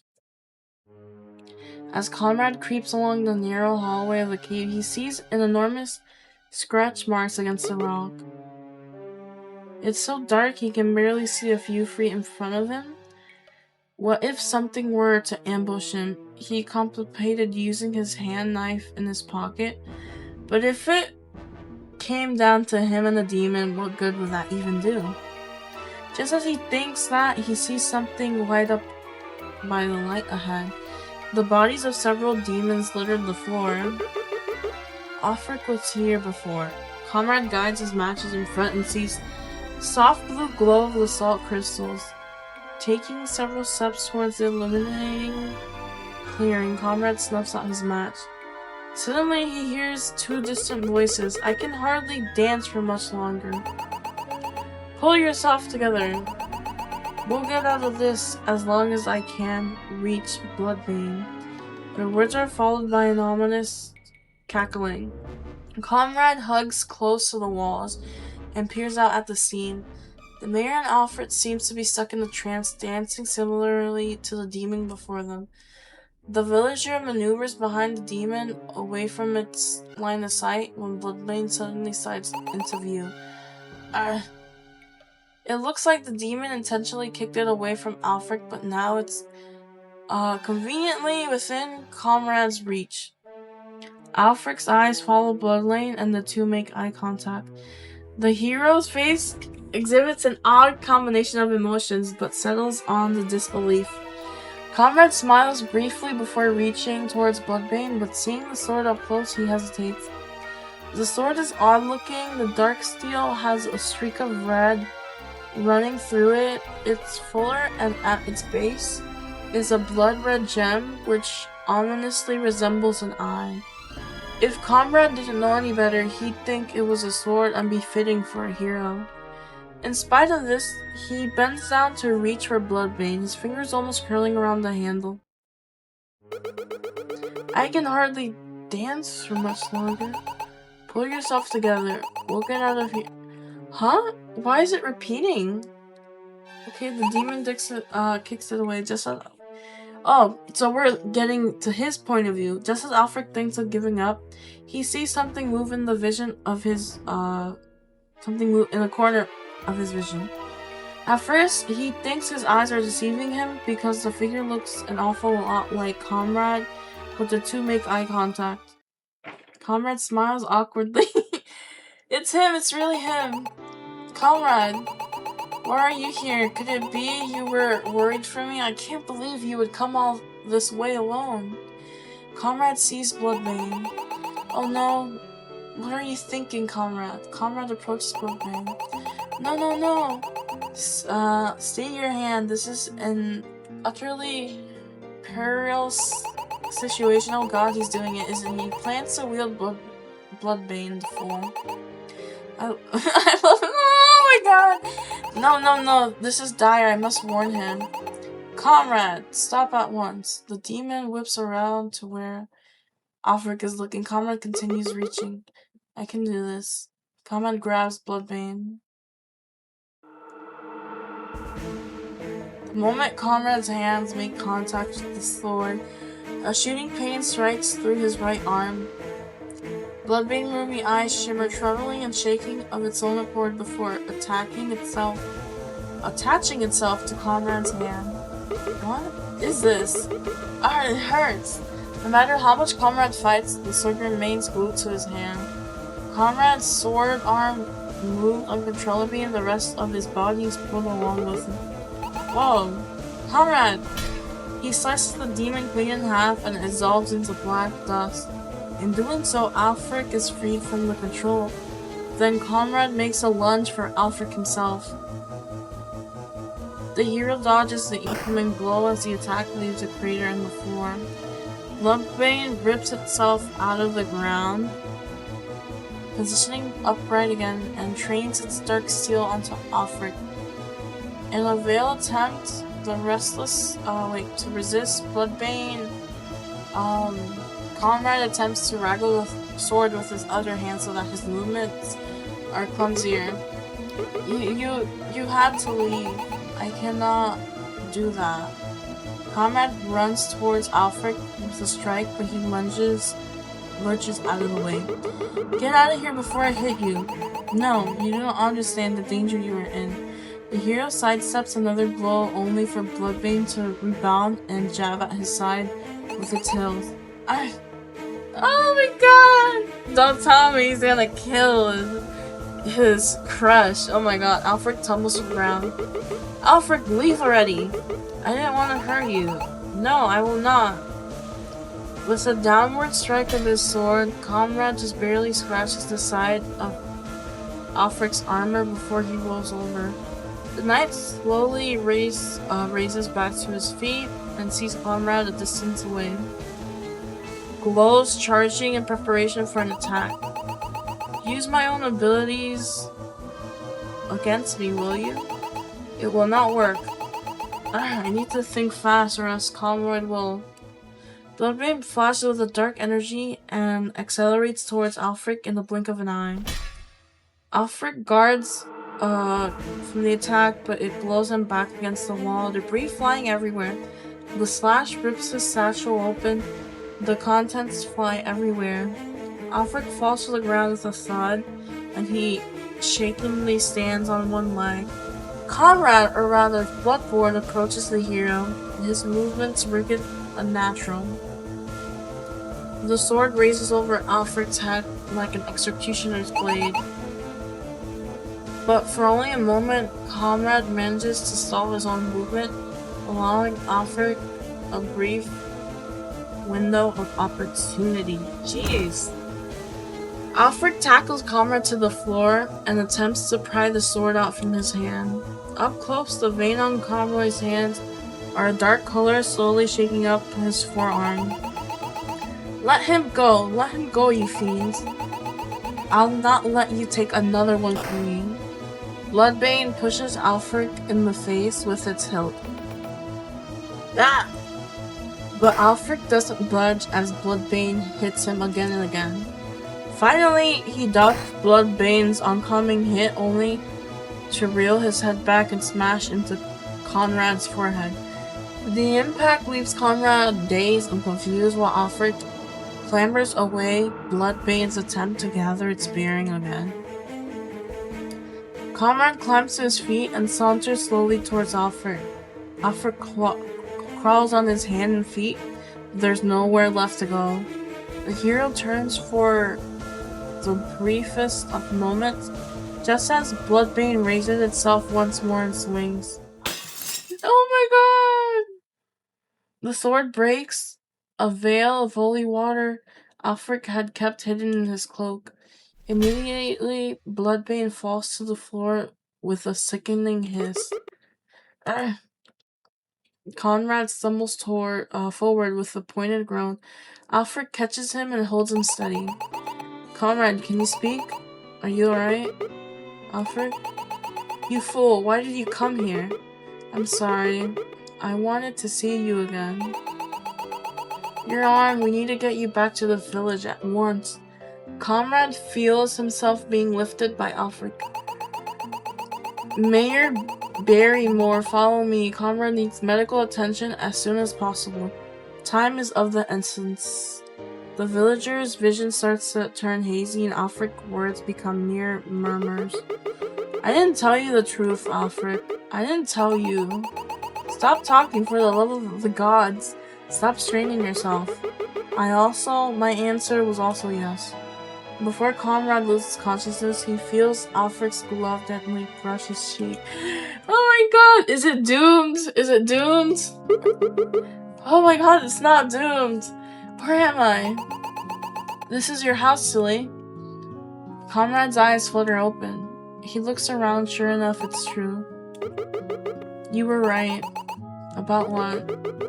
About the adventuring life and waking up in people's homes. Aelfric looks surprised. He's leaning over close enough that Conrad can see the hazel flecks and golden eyes. Is that all you have to say for yourself? I thought you nearly perished, you buffoon. I thought you'd never use your arm again. I was so worried for you and how is it that you knew where to find me? Aelfric audibly exhales. Oh, it doesn't matter. I pray that a lesson learned, never use Bloodbane again. The memory begins flowing back to Conrad then, the searing pain and the unsettling possession of his body. Worst of all, he tried to harm Aelfric with the intention to kill. Not his intention, but of something else. He shudders. I feel like we probably stole the Demon King's sword or something. How long did you know about? Always. My father made it clear Bloodbane's power were not to be trifled with. Anyone not of Claymont's blood will be vulnerable to Bloodbane's accursed power. Bloodbane is cursed? Indeed. As it were, it is the only known weapon capable of slaying the Demon King. Legends say it was crafted by Claymont somewhere far along my lineage with the Demon King's own blood. I have seen it time and time again. The longer one wields Bloodbane, the more life is sapped from the user. I'm thankful you were able to make a swift recovery, but promise me you'll not overwork yourself. I had no idea. There's no way you could have known. I'm sorry for causing you grief. I'm not sure what I was thinking going in like that. Nonsense, comrade. You were quite noble. You always are. Aelfric says the words as if it were comrade riding into the village every day in shining armor. Aww. However, I have one question. Why did you go such lengths to reach me? I wanted to tell you the truth. Aelfric suddenly remembers the words Comrade had said to him in his daze. Yes, truth? I wanted you to know I care about you. I'm not good with words, but you're great, and I want to be something with you. But I convinced myself it was a bad idea. People will look down on you for being with a poor farmer, and I don't reckon I can offer you much, not in money or other assets. I guess I was trying to protect you, but you don't need protecting at all. Looking back, I should have just trusted you knew what you were doing. Comrade, if there was any doubt in your mind, allow me to retate? I don't know. Those people you're worrying about, I don't seek their approval.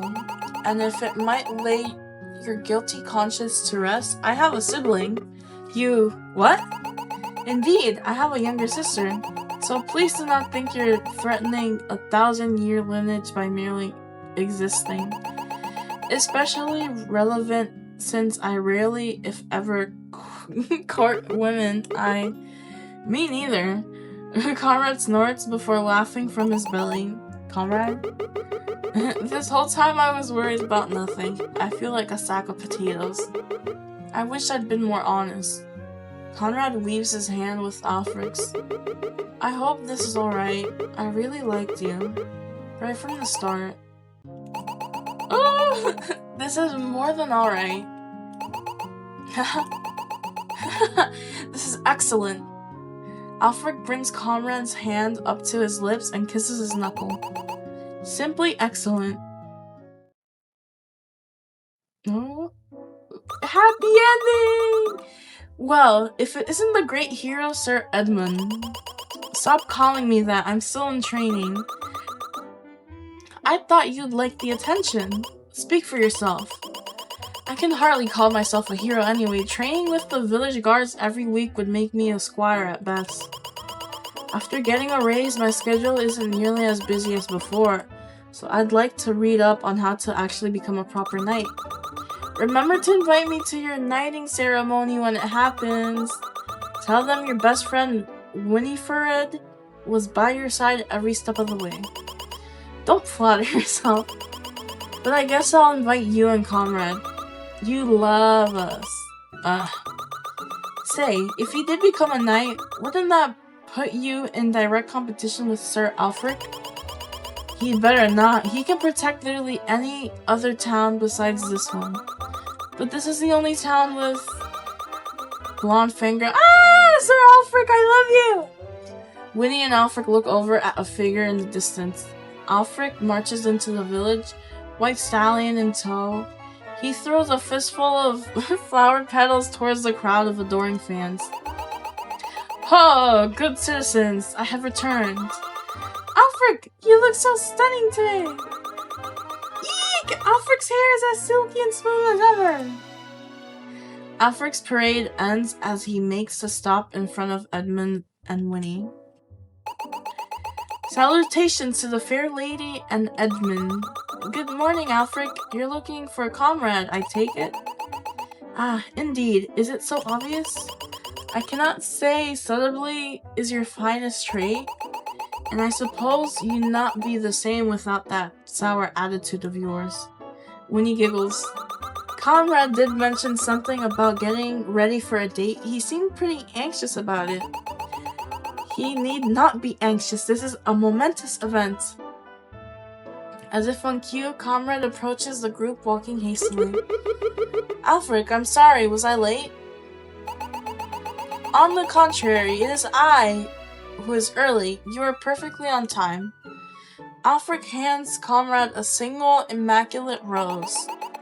Here, for you. Oh, thank you. He tucked it into his vest. You look perfect. Thanks. Now, shall we depart? There is quite a lot of ground to cover if we wish to explore the capital. I hear there is a jousting competition outside of the goddess's cathedral. After we can retire with the finest wines and cheeses there is to offer, and watch the day become twilight. That sounds great, Aelfric. But it's missing one thing, What? Oh! Comrade brings a hand to Aelfric's face and gently brushes aside a golden stray of hair before kissing him. After a moment, Aelfric wraps his arms around Comrade's waist and leans into the kiss. Edmund, it's official! I'm going back to training. Wants it to pull away, Aelfric smiles up at Comrade. You surprised me with that bold move of yours. I cannot say I'm not a fan. That's good. You're free to do it again. I think I'll do it some more at the capital. Have fun, you two. Oh, do get souvenirs for Edmund and I. Don't drag me into this. Stay safe. And that is how I came to discover the one thing which would stand between me and my destiny. Indeed, this is the tales of how I met Comrade. Now run along, this tale has been spinning for long enough, and the Demon King remains unslain. Let us savor this happily ever after for as long as time allows. The end. You've unlocked the extra scenes on the main menu. It includes additional scenes that occur after the events of the main story. If you'd like the game and want to see more, please consider purchasing the art book for just $5. It includes all the in-game art, commentary, and 50 plus bonus pictures of concept art, comics, and doodles. Thanks for playing Aelfric the Wounderous. I hope you enjoyed the game. Ooh, that's good. It said that we unlocked something in the menu. So let me press start. Okay, extra. Sir Porcupine? Hey, thanks for fixing up my rake. Your rake? Yeah, guess I had the wrong impression of you. But that was my gift to Comrade. Yeah, I lent it to him, then he lent it to you. You didn't know that? Well, he never mentioned it was yours. Edmund suddenly starts laughing. Aelfric frowns. And let me guess, you were trying to impress him with that? Judging by the look on your face, there's no way you would have put in all that work if you knew it was mine. I would have made some amends. I guess even your noble hero act has cracks. Whatever do you mean? What exactly is that meant to say about me? Unlike you, I do not mask my faults the way you mask your kindness. I suspect your goal is to push others away like some strange anthropomorphic porcupine. Hey, I'm a nice person. Since I'm such a nice person, I'll give you a word of advice. Stop treating Conrad like a dainty noble princess. He's never going to use stuff like jewelry and perfume. He's a traditional person, so anything homemade will work. Homemade tools, homemade food, and art. And before you say anything, I'm not doing this for you. I'm doing this because you're always giving me secondhand embarrassment with your choice of gift giving. So Sir Porcupine knows best. Edmund rolls his eyes. I'm walking away now. Sir Porc. Okay, arm wrestling. Alright, ready, set, go. Aelfric's hands wrapped around the hand of the village guard. It's an arm wrestling competition at the tavern, but Aelfric has yet to meet his maker. He easily beats the other man and slams his arm to the counter. Cheers erupt from throughout the tavern. They mostly consist of high-pitched shrieks of fangirls. Another man marks a piece of parchment paper indicating Aelfric's win streak. Congratulations on another swift win, Aelfric. But can you defeat our 5-time resigning champ? Oh, I assure you, there is no one in the whole continent who can beat me, let alone within your humble village.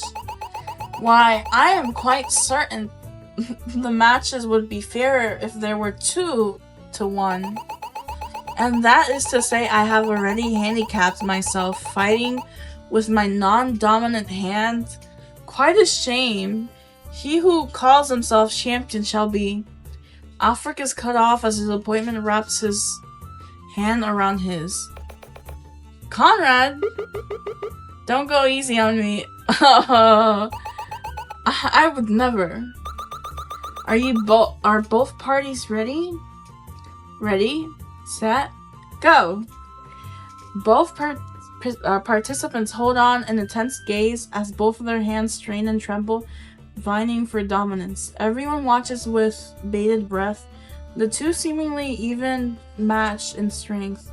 For a moment, Aelfric appears as though he might win, but Conrad defends his title. I said, don't go easy. Whatever do you mean? I am giving this my all.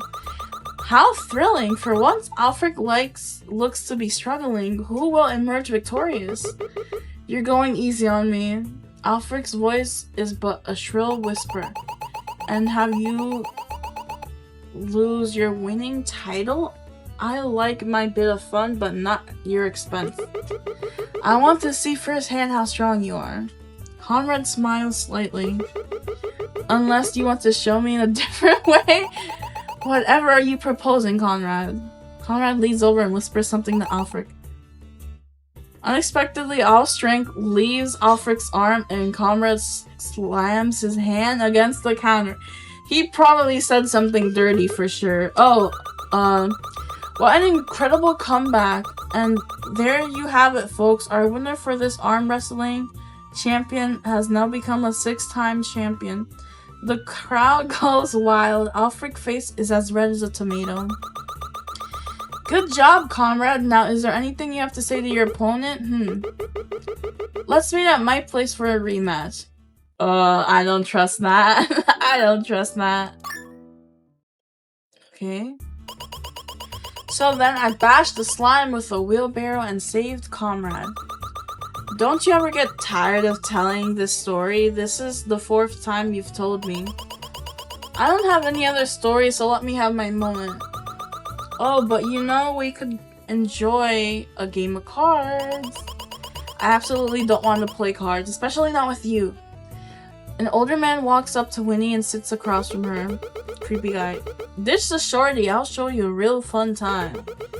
Come here often, gorgeous. Hey, cut it out, creep. Winnie reaches under the counter and takes out a shiny axe. Don't make me use this. Heck, Winnie. She swings it around, causing everyone to recoil from the weapon. Yeah, that's what I thought. Stop saying weird things, you weirdo. Gods, is that the axe Peter gave you? Isn't that really dangerous? Yeah, but I found a way to use it. Now you and Conrad don't have to walk me home anymore. Just as long as you don't use it on me. Don't give me a reason to. Just kidding. Oh my god. Squash the squash. Conrad invites Aelfric over to help prepare a delicious brunch. There's all kinds of produce laid out on the table, including Brussels sprouts, beets, and squash. Alright, where do we begin? If you could start by cutting the boiled squash, that'll be good. Of course, the squash shall be diced in a sublime manner.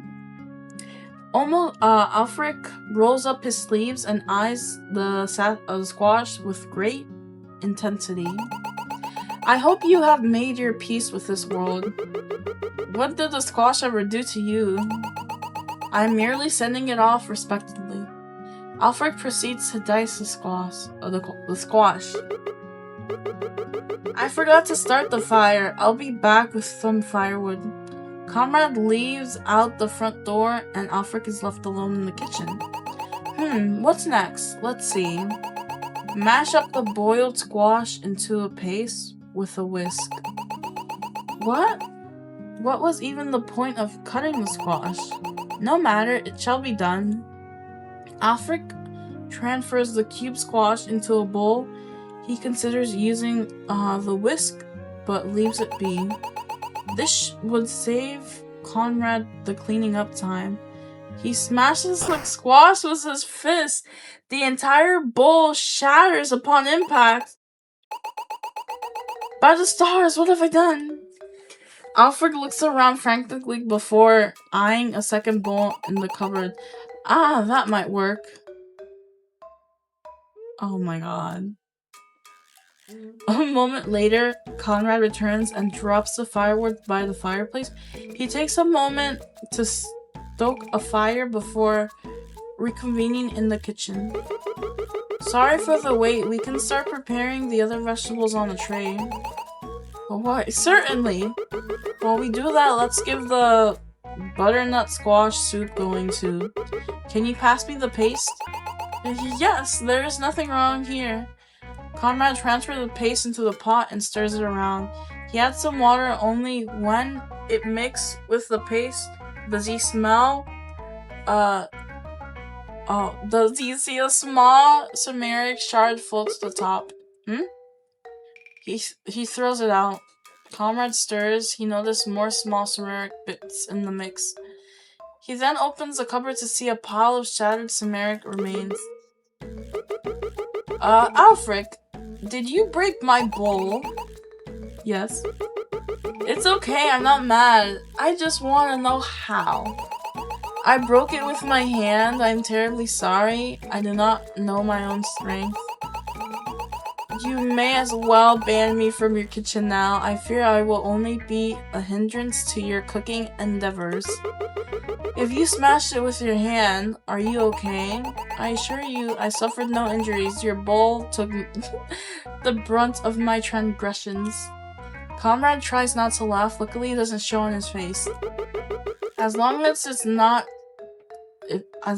just an accident, it's fine. It's not just an accident. It will certainly happen again. I tried to shield you from the truth, but I have broken a great many things in my lifetime.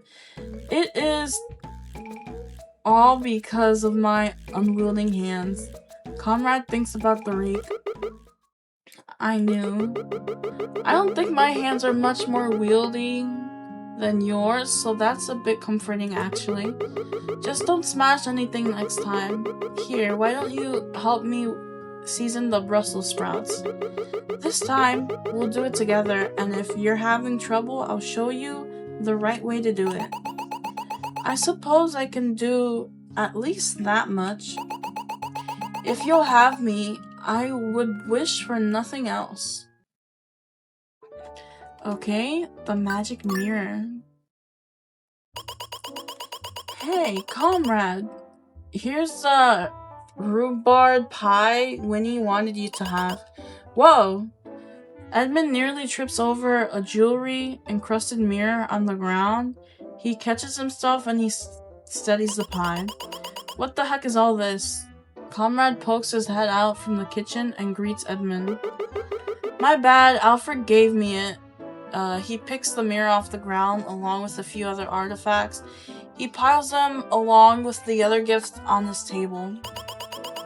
This place is starting to look like a hoarder house. Are you going to get rid of any of this?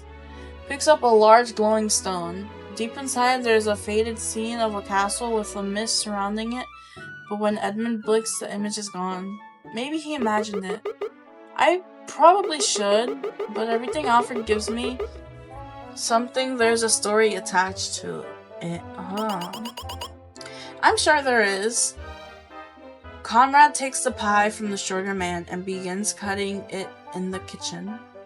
Edmund twists the mirror in his hands and then the reflection, he sees himself and clawed the armor. He raises the brow before settling it back down again. What's the story behind this mirror? It's from a haunted castle, I think. The castle was taken over by a demon woman. She kidnapped a bunch of children so she could use them to stay young forever, and Aelfric had to go and save them. Conrad, it kind of reminds me of Rapunzel, to be honest.